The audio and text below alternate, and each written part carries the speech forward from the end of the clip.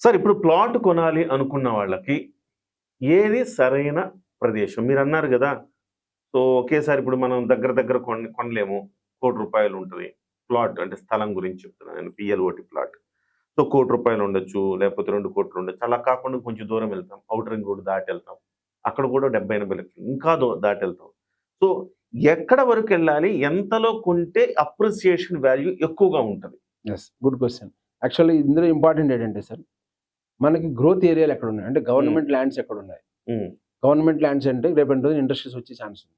హ్మ్. Right. Government vacant lands ఎక్కడున్నాయి? Next growth areas ఎక్కడున్నాయి? అంటే కనెక్టివిటీస్ ఏంది బాగున్నాయి? హ్మ్. ఇవి చాలా ఇంపార్టెంట్. హ్మ్. ప్రెజెంట్ హైదరాబాద్‌లో బెస్ట్ చెప్పాలంటే శ్రీశైలం రోడ్. హ్మ్.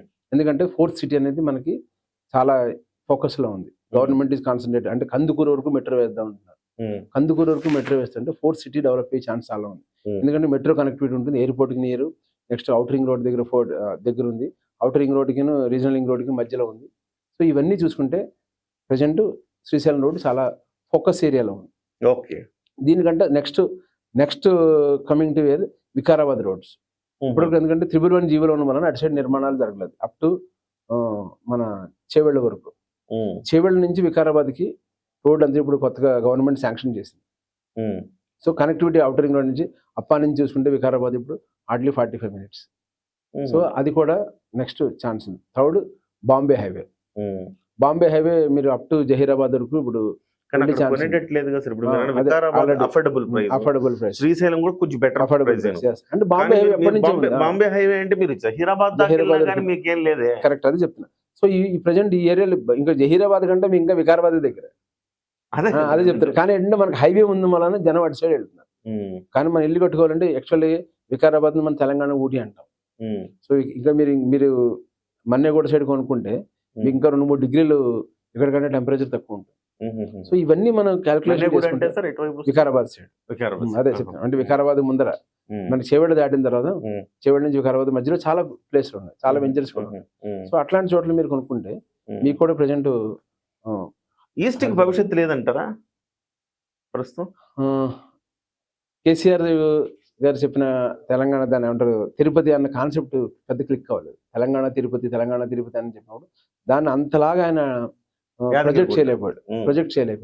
ఆయన. యాక్చువల్‌గా మిస్టేక్ జరిగింది ఏంటంటే అక్కడ మన రామాలయాన్ని ఎలా ఓపెన్ చేశారో ఇక్కడ సేమ్ అలా ఓపెన్ చేసుంటే ఈస్ట్‌కి బాగా ఉండేది. ఈస్ట్ కూడా ఇప్పుడు కూడా ఈస్ట్ ఏమి ప్రాబ్లమ్ ఏం లేదు. కానీ ఓన్లీ గుడి కాన్సెప్ట్ కాదు. ఎంతో కొంత యాదగిరి గుట్ట వైపు ఎంతో కొంత ఉంది. Definitely గా ఉంది. విజయవాడ హైవే చాలా డౌన్. నా చిన్నప్పటి నుంచి వనస్థలపురమే లాస్ట్. ఆ! తర్వాత వెళ్ళలేదు. నేను హైదరాబాద్ వచ్చినప్పుడు 95 నుంచి వనస్థలపురమే లాస్ట్ స్టాప్. ఇప్పుడు కూడా వనస్థలపురమే లాస్ట్ స్టాప్. ఎందుకంటారు అది? అంటే ఫోకస్ లేదా? లేకపోతే వాస్తు పరంగా వాస్తవం కాదు. అక్కడ ఇండస్ట్రీస్ లేదు. ఇప్పుడు ఈ జనం ఎవరైనా ఎక్కడ ఉంటారు? ఇవరకు వనస్థలపురంలో అంతా రిటైర్మెంట్ హోమ్స్ సెక్రటేరియట్ వాళ్ళు ఉండేవారు. అంటే మనకి అసెంబ్లీకి దగ్గర. అది ఆ ఏరియా తప్ప కొత్తగా కంపెనీస్ ఏమి రాలేదు. అటు సైడ్ ఇప్పుడు ఈస్ట్ సైడ్ కానీ, ఇటు సైడ్ కానీ, వెస్ట్ సైడ్ కానీ మీకు చాలా కాలేజెస్ కానీ, కంపెనీస్ కానీ ఇక్కడ ఏమీ లేవు. ఇక్కడ చాలా ప్రాబ్లం. ఈవెన్ ఇప్పుడు గట్కేసరి ఇవన్నీ డెవలప్ అయ్యాయంటే ఈస్ట్ సైడ్ అంతా అక్కడ కాలేజెస్ ఉన్నాయి, టెంపుల్స్ ఉన్నాయి. అప్ టు దాని పేరేంటి మన భువనగిరి వరకు డెవలప్ అయ్యడానికి కారణం కాలేజెస్ ఇవన్నీ ఎడ్యుకేషన్ ఇన్స్టిట్యూట్స్ ఊరు నుంచి బయటకు వచ్చి. కానీ ఇటు సైడ్ ఏంటి ఈస్ట్ సైడ్ మనకి పర్టికులర్లీ వనస్థలపురం సైడ్ అక్కడ ఏమీ లేదు. అంటే మనకు అక్కడ ఇండస్ట్రీస్ కానీ సపోర్ట్ కానీ ఏమీ లేదు. సో ఇప్పుడు ప్రెజెంట్ హైదరాబాద్ వచ్చే వాళ్ళందరూ పని మీదే వస్తున్నారు. గవర్నమెంట్ ఎంప్లాయీస్ ఎంతమంది ఉన్నారు చెప్పండి? అవును. ఇంకా కీలకమైన విషయం ఏంటంటే సార్ ఇక్కడ అంటే ఆలోచిస్తుంటే చాలా మందికి ఎదురయ్యే సమస్య ఏంటంటే మనం ఒక ప్లాట్ కొన్నాం. మీరు అన్నట్టుగా మనం మన్నెగూడలో కొన్నాం, లేకపోతే ఇంకో దగ్గర శ్రీశైలం హైవే కొన్నాం అనుకో, ఎక్కడైనా కొన్నాం అనుకోండి. కొన్న తర్వాత ఒక 4 ఏళ్ళు మనం ఇంతకుముందు ఒక వీడియోలో మనం మాట్లాడుకున్నాం కదా. సో ఒక ఫ్లాట్ కొనే బదులు ఒక 2 ప్లాట్లు కొనుక్కొని ఆ ప్లాట్‌లకు వాల్యూ వచ్చినప్పుడు దాన్ని ఒకటి సేల్ చేసి, ఒకటో రెండో సేల్ చేసి వచ్చిన డబ్బుని పెట్టుకొని 50% అమౌంట్ కట్టుకోగలిగేటట్టుగా, 50% అమౌంట్ ఈఎంఐ పెట్టుకునేటట్టుగా గనక ప్లాన్ చేసుకోగలిగితే ప్రెషర్ ఉండదు. సో అలా ప్లాన్ చేసుకుందాం అనుకుంటే ఈ రెండో, మూడో ప్లాట్లు మనం కొన్న తర్వాత దూరం వెళ్లి తిరిగి వాటిని అమ్ముకోవడం అంటే తలకు మించిన భారం అవుతుంది. ఎవరు అమ్ముతారో తెలీదు. మనం కొనుక్కున్న కంపెనీ కూడా బాధ్యత తీసుకోదు. సో ఇలాంటి సిట్యుయేషన్‌లో వాళ్ళకేంటి మార్గం? అంటే కరెక్ట్‌గా వాళ్ళు అమ్మాలి అనుకున్నప్పుడు అమ్మగలగడానికి ఏమైనా మెకానిజం ఉంటదా? యెస్. ఇప్పుడు మీరు చెప్పిన పాయింట్ డెవలప్డ్ ఏరియాలో ఈ ప్రాబ్లమ్ రాదు. ఇప్పుడు మీరు ఎక్కడైనా చూడండి. మియాపూర్, బాచ్పల్లి ఒక 4-5 ఏళ్ల క్రితం బాచుపల్లి మనకి ఎవరికి ఏమి లేదు. బాచుపల్లి ఏరియాలో చాలా మంది అసలు ఫార్మా బాచుపల్లి, కానీ ఇప్పుడు బాచుపల్లి అంతా రెసిడెన్షియల్ అయిపోయింది. అక్కడ ప్లాట్లు అంటే మీరు మినిమం టైం ఇవ్వాలి. 1 ఏడు 2 ఏళ్ళు మీరు రిటర్న్ తీసుకుందాం అంటే కాదు. మినిమం 5 ఏళ్ళు మీరు ఆగాలి. 5 ఏళ్ళు అది చెప్తారు. 5 ఏళ్ళు ఆగాలి.